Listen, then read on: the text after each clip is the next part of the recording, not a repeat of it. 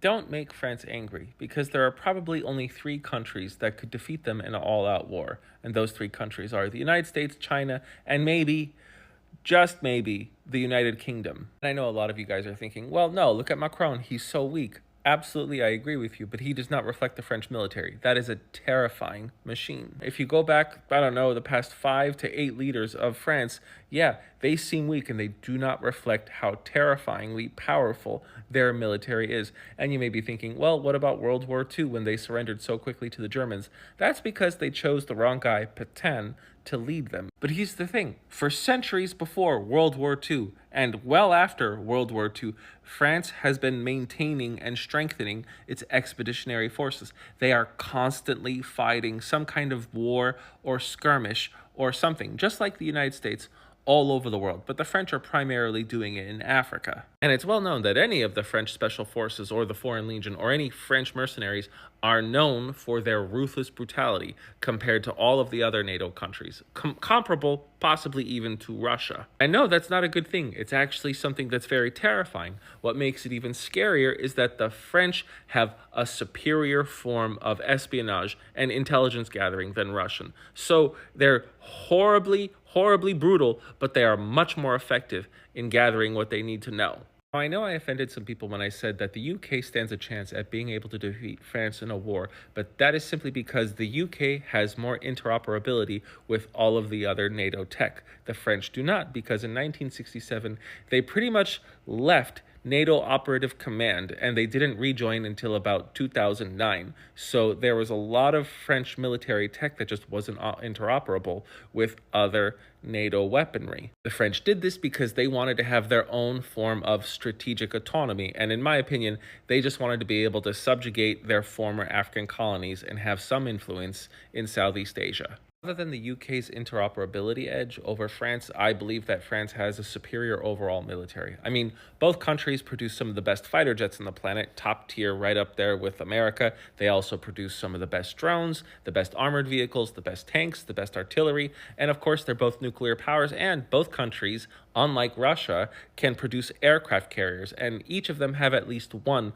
floating around in service. But one thing France has much more than the UK is the ability to launch an independent expeditionary force, pretty much a larger invader force. The UK is heavily reliant on the US for any kind of major logistics and transport, while the French can easily sustain 5 to 10,000 troops far away for a very long time without relying on the United States or any other country. And one of the reasons why France has been able to do this is because they had that 40-year commitment towards strategic autonomy. Now, not only can the French produce a host of their own weaponry, they are the world's second largest weapons exporter. The US is, of course, number one, but France is number two at almost 10%, and Russia is not even at 8%. France's main weapon exports are armored vehicles, combat aircraft, artillery, major warships, much more than Russia, and a much higher tier of durability and accuracy. And another funny thing, people talk all the time about Russian KGB or FSB, they talk about the CIA, and of course the British MI6,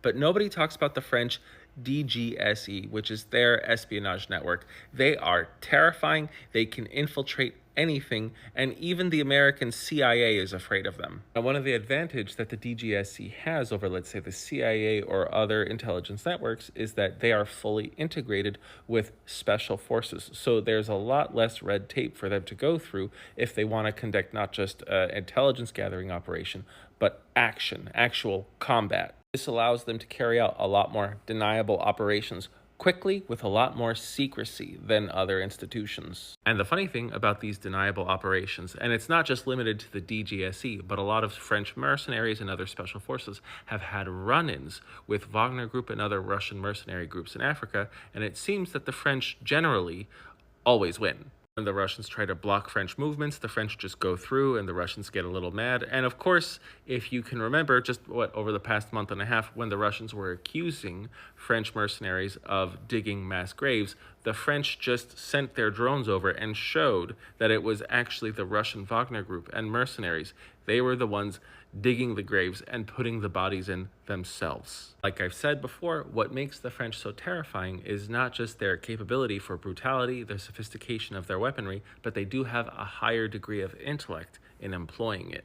So if all of what I said was wrapped up and aimed at any other country aside from China, the United States, and maybe the UK, that country's going to lose, even if it's Russia. I'm not even a big fan of France. In fact, I actually disagree with a lot of their policy in the Sahel and overall Western Africa. I find the history to be quite tragic. The Vietnam War would have never happened if the French just left Vietnam alone after the end of World War II. But even with all of my predisposition against those parts of French history, I still have to give respect where it's due. They have a formidable military machine. Let me know what you guys think, and thanks for watching.